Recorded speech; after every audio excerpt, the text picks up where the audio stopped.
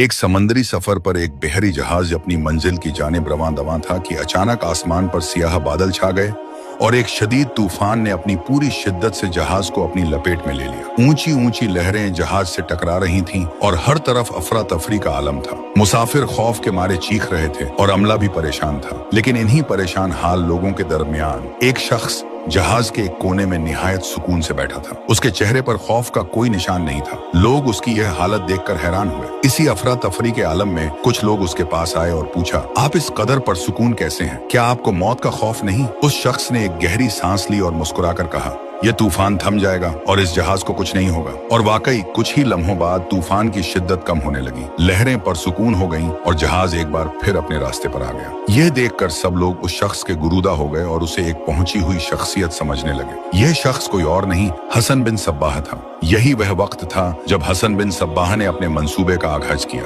उसने अपने मुरीदों के साथ मिलकर ईरान के उत्तरी इलाके में वाक़े एक मजबूत किले पर चालाकी से कब्जा कर लिया। उसने अपने मुरीदों के लिए एक ऐसा निजाम तश्कील दिया जो अपनी मिसाल आप था। उसने खूबसूरत 9 उम्र लड़कियों को किले में लाकर एक मसनूई जन्नत बनाई ताकि अपने मुरीदों को जन्नत का लालच दे सके। सल्जूकी दौर में यह गिरोह बहुत ताकतवर हो गया और उन्होंने उस वक्त के बड़े बड़े उलमा और अहम शख्सियात को कत्ल करना शुरू किया। और यह सब वह एक खास मकसद के तहत करते थे। लोग उनसे खौफजदा थे और हसन बिन सब्बाह और उसके जानशीनों ने एक तवील अरसा तक उस इलाके पर अपनी दहशत बरकरार रखी। उनके खात्मे का वक्त तब आया जब हलाकू खान की क़यादत में मंगोलों की फौज ने किला अलमुत पर हमला किया और उसे फतह कर लिया। इस वाक़े के बाद हसन बिन सब्बाह के एक पुराने साथी ने उनसे पूछा, जब तूफान आया था तो आपको कैसे मालूम था कि जहाज नहीं डूबेगा? हसन बिन सब्बाह ने अपने मखसूस अंदाज में जवाब दिया, यह बात मैंने सिर्फ इसलिए कही थी कि अगर जहाज डूब जाता तो यह सवाल मुझसे पूछने वाला कोई न बचता, और अगर बच जाती तो मैं इन सब का पीर बन जाता। और वही हुआ जो मैं चाहता था।